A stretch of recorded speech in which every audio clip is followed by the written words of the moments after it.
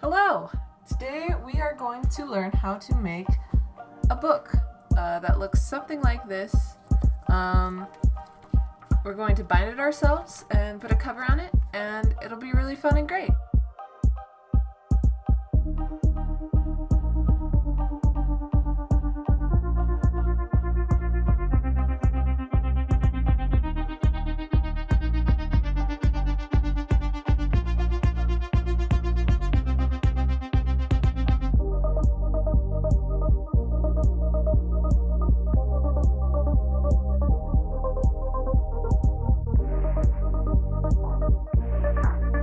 Now we're going to fold these in half.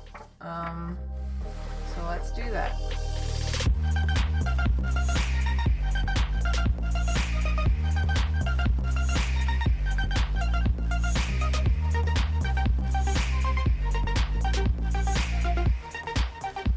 So with that done, you should have 5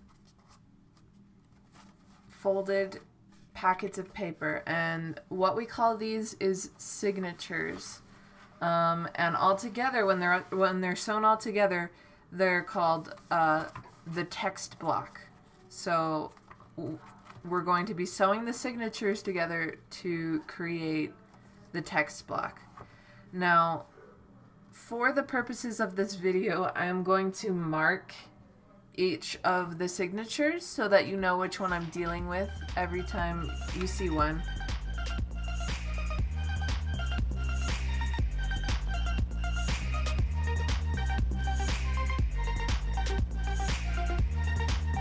Now we're going to put these together very nice and flush with each other. We're going to mark holes.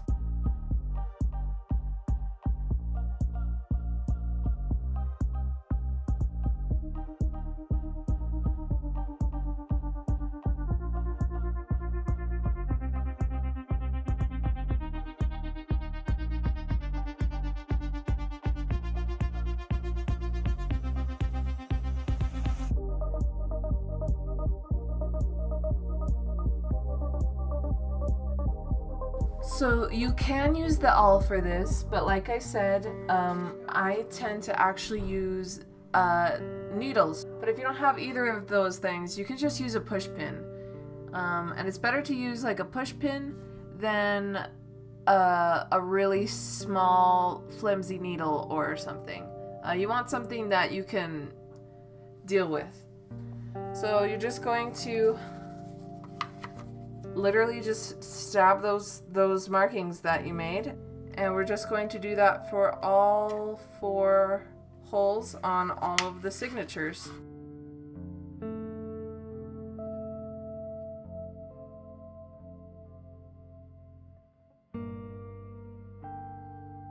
If you're using a smaller thing to poke your holes, you might want to go back in through the other side to make sure that they're wide enough going both directions.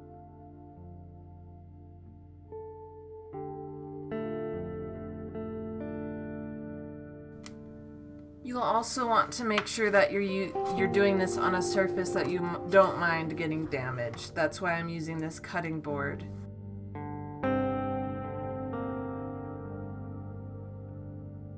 Okay, now you have a text block, or several signatures, because they're not sewed together yet, with a bunch of holes in them.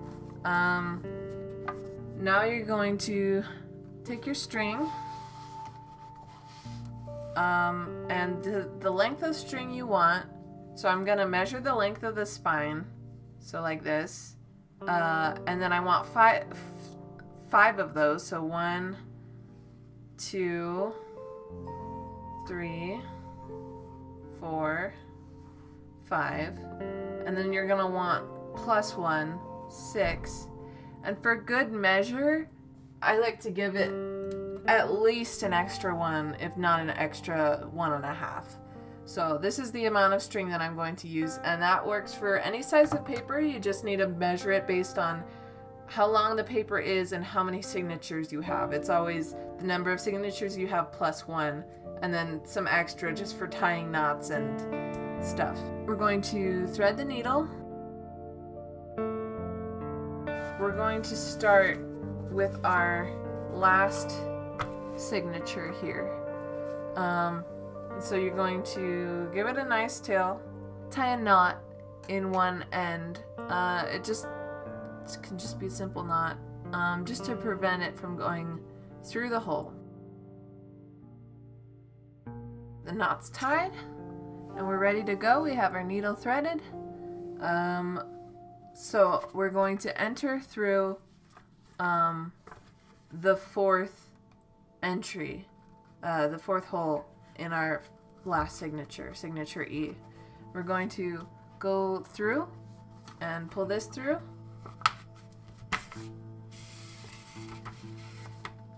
And it's going to look like this on the back with the knot firmly in there.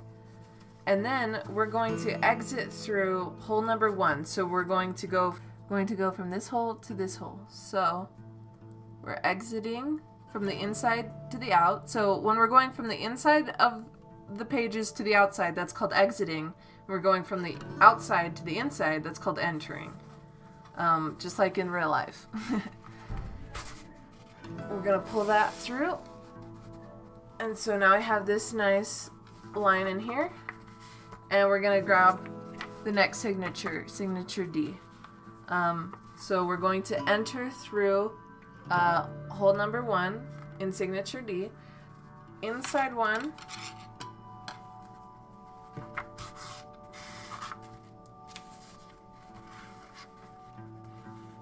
and you always want to pull these things tight. You don't want to have extra string just hanging out.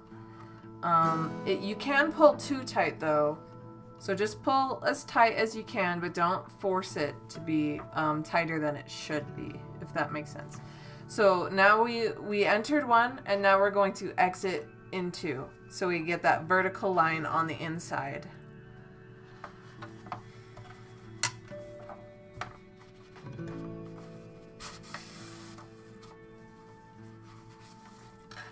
So this is what our signatures look like. As you can see, this one is a bit wobbly. I can push it around like that. So I'm gonna go back inside here and pull this to tighten that, and pull this to tighten that. So now it's a lot sturdier. Now I'm going to, since I've exited 2, I'm going to enter to in signature E. So I'm entering this hole, and if you can see, when I open up signature E, then I'm here by the first thing we did, and what we want to do is reinforce the stitch. So we're going to go underneath this string, pull that tight, and so now there's a little, it's not quite a knot, but they're stuck together. So now we can exit the same hole that we entered. We're here, we've just exited 2 in signature E, and we're back at the spine, and we're going to want to reinforce this connection between the 2s as well. So we're just going to go under it, and that makes a little loop, and then we're just going to enter 2 in D, and we're going to do the same thing that we just did. That's the basic step. So we go down a hole and exit. So now we're dealing with the 3s. We're gonna exit E3, or enter E3.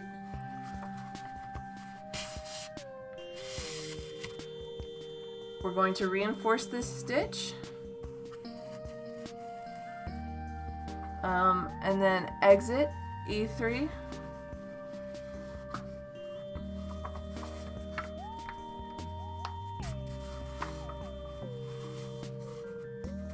and then reinforce the spine,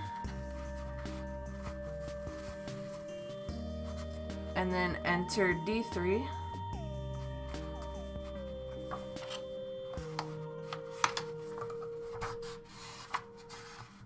Exit D4.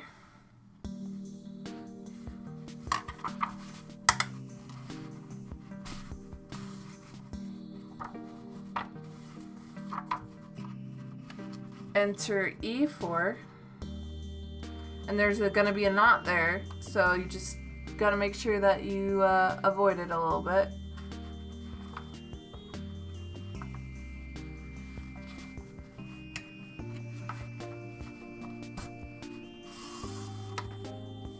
Reinforce this stitch. I'm actually going to reinforce this one twice because I think it might not take the first time.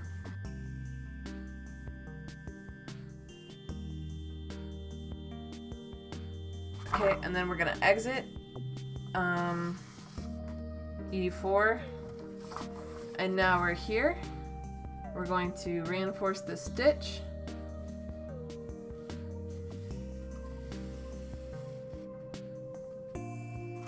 And then we're gonna add a new signature on top. So we have C now. And then we're just going to go straight into 4. So you're just gonna do the exact same things, but instead of going to E, you go just down a level to D. So you go from C to D.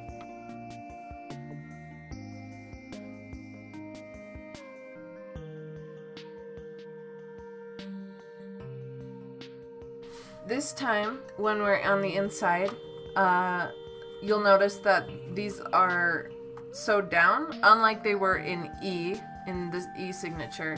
You just act like it the same way. You just reinforce it. It's exactly the same.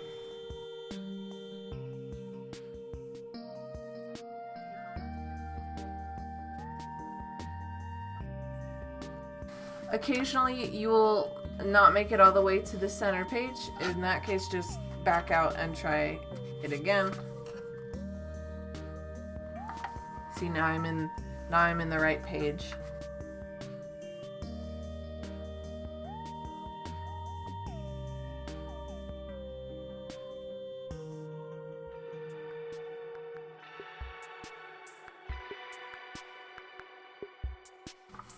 So my thread got a little bit tangled. That happens. You just gotta untangle it.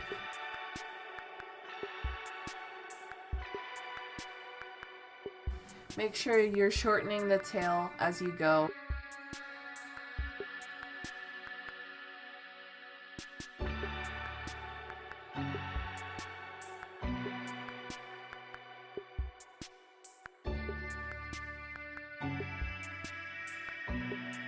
So there, I just reinforced both the connection between C and D, and the connection between D and E on hole number 1. So now it's nice and reinforced on both places.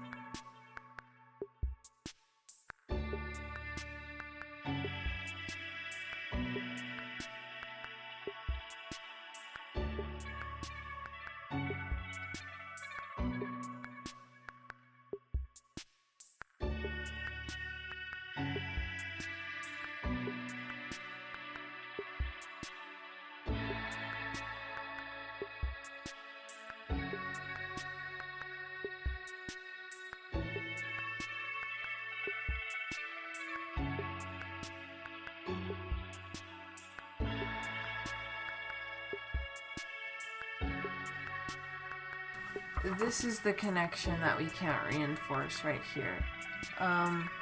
But that's alright. It's not super necessary.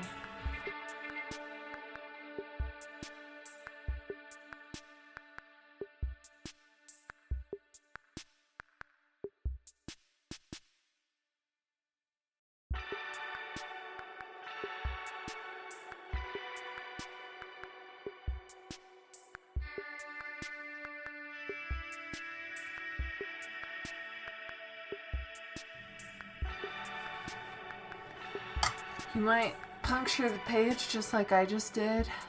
In that case, that always sucks, but there's not a lot you can do about it, so just take it back out, and now that page has a little hole in it, but it's alright. No one should really mind that much.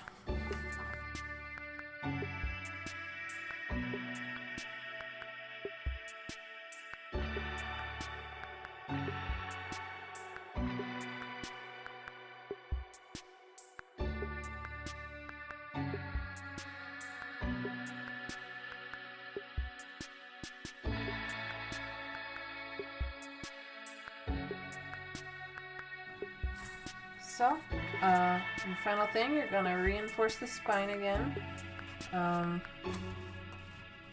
for both, you know, B and C and B and A, because they both needed to be reinforced.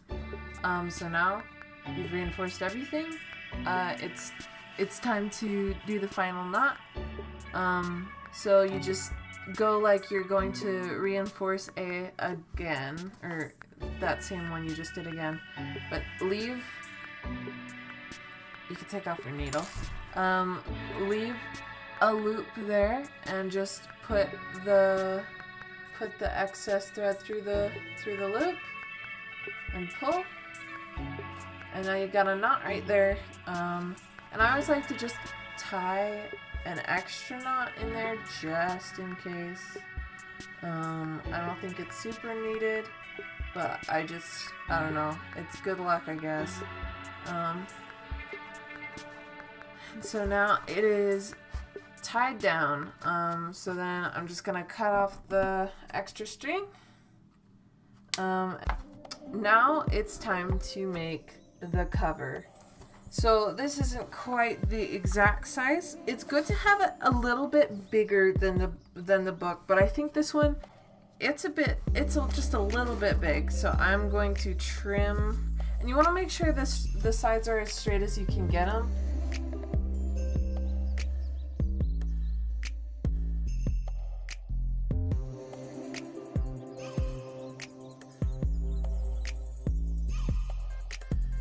That's looking a little bit better. It's not perfect by any means. It doesn't need to be perfect. It just needs to work.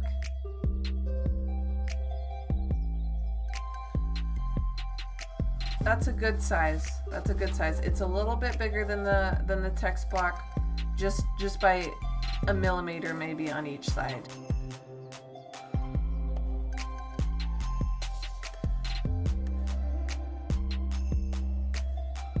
I'm probably not using the correct knife cutting skills that are correct.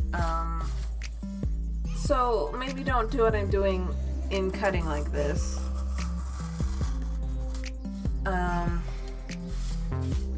Cut however you think is safe to cut. And be safe.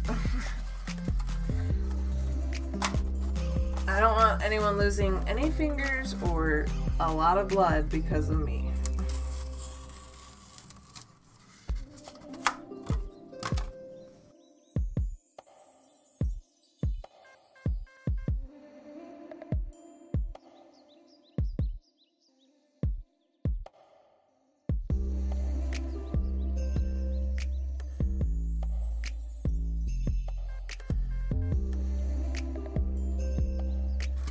We need a spine. You're going to want the spine to be around the same size as the thickness of your text block, but you do want it a little bit bigger, otherwise the covers won't lie flat. And it's okay for your books not to be perfect, because I've made some pretty messed up looking books, but they still ended up working just fine. What you're going to do next is put the paper that you want on your cover. Alright, so I just spent some time figuring out the papers that I'm going to be using for my covers. So I have this paper for my inside paper that we're going to deal with later, and I also am going to use that for my spine.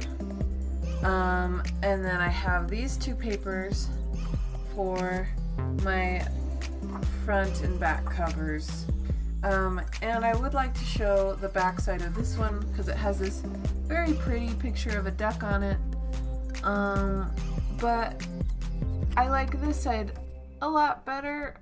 Cut your paper to be around the same size as your cardboard, but you do want extra space to bend over, and I actually made this one a little bit too thin on the top because the leaf ends up here, and that only gives me that much space to glue that paper down. So you want maybe like an inch or so, and if it's thicker paper, you will definitely want some space to glue down, because thick paper like cardstock is very difficult to keep glued down.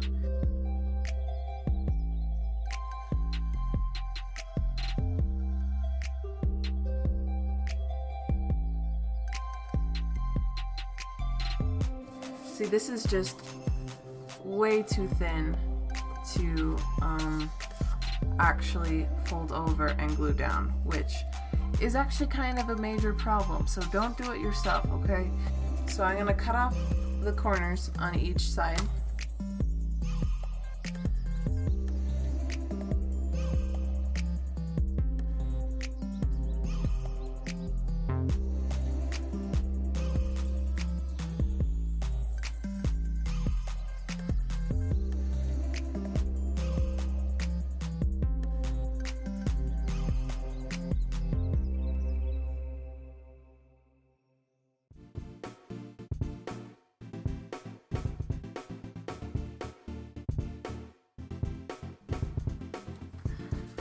Okay, this is my last glue stick. If it doesn't work, we're in trouble.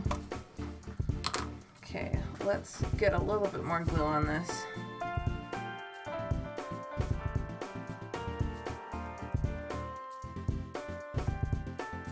So these are going to look good together as front and back covers. And then we have the spine. And you'll want to do something similar.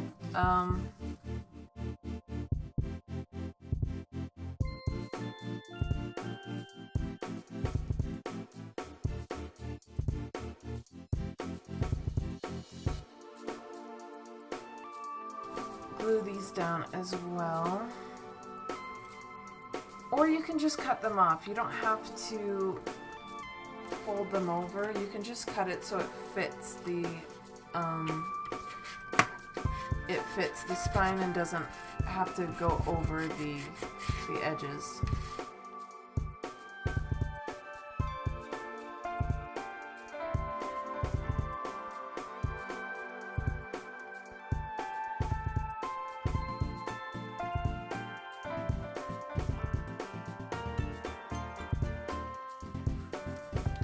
So that's the spine.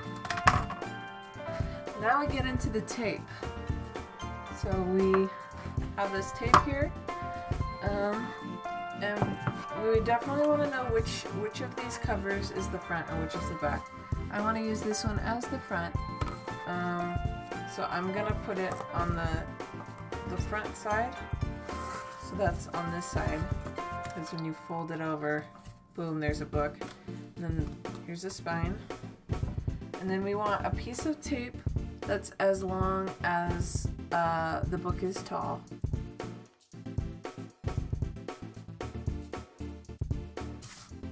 And then you're gonna put the spine in the exact middle of the tape.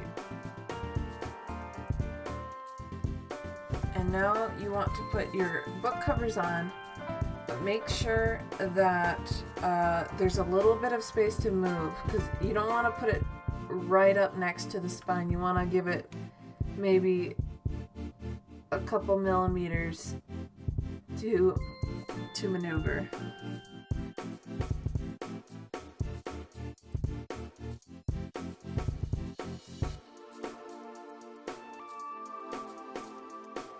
So this is our cover, and so our text block is going to go right in here, and the cover is going to go around it, and our finished book is going to look something very similar to this.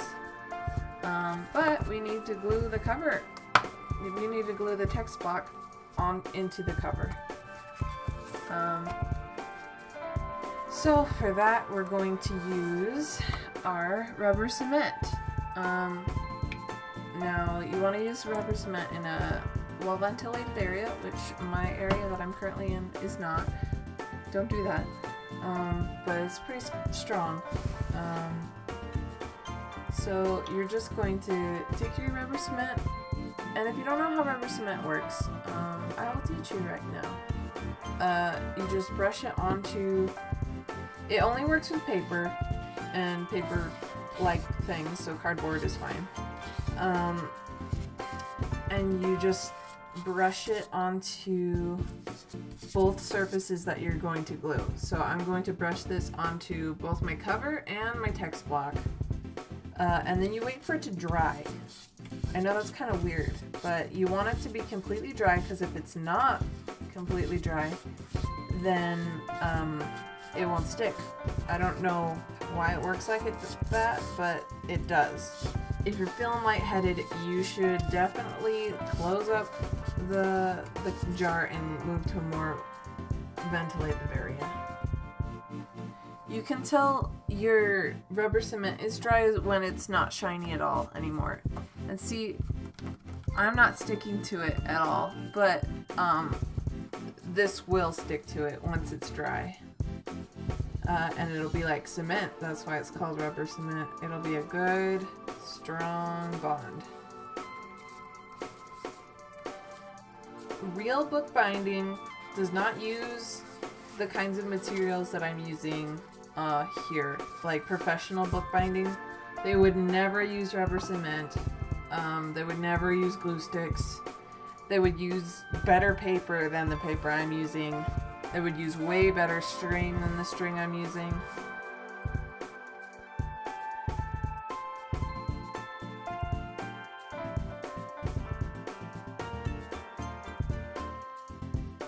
Okay, so I believe the glue is dry. So you're just going to very gently and specifically put it in the middle of your spine, make sure it's straight, and then push pretty hard, and then you'll want to pull this page down.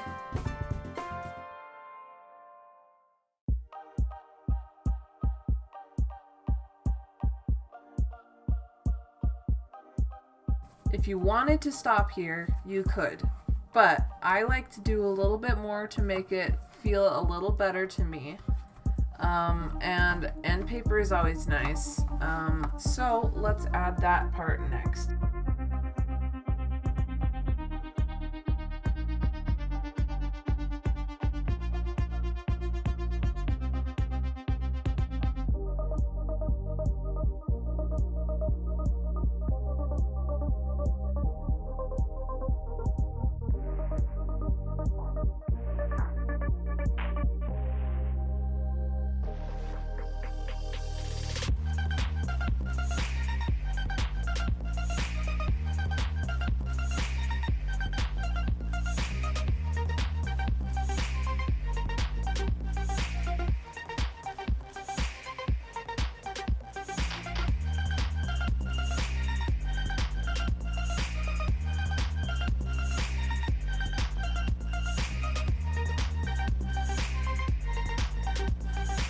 Here's another place you could stop if you wanted to. Now you have covers and end paper, but I like the finished feeling of it having a covering over it.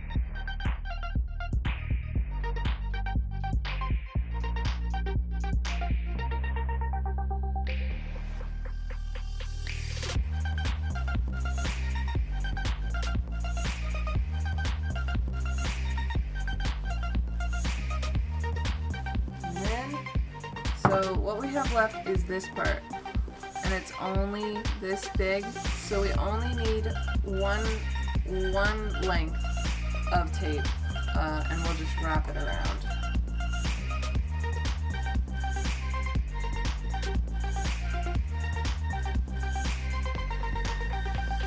Sorry about that. My camera just died, so I finished putting the tape on this side of the cover, and there was a little square left here that I covered with tape as well.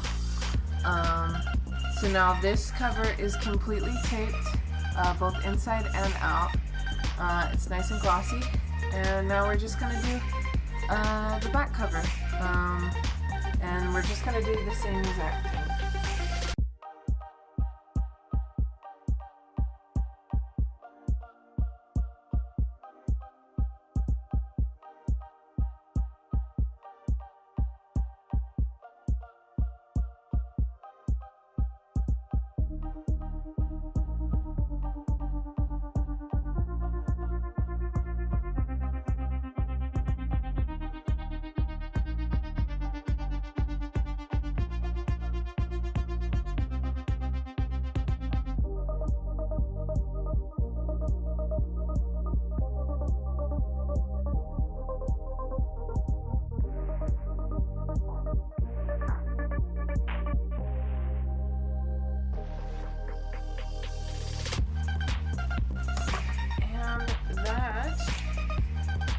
Our finished book.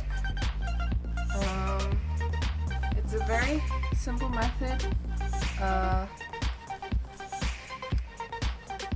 It's very easy to do.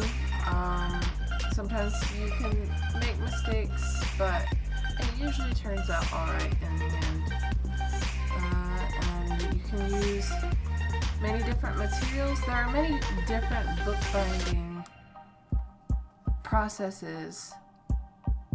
This is just the easiest one that I know how to do, and it's by no means professional, but it is functional, and these books do work as books. Anyway, thank you for joining me.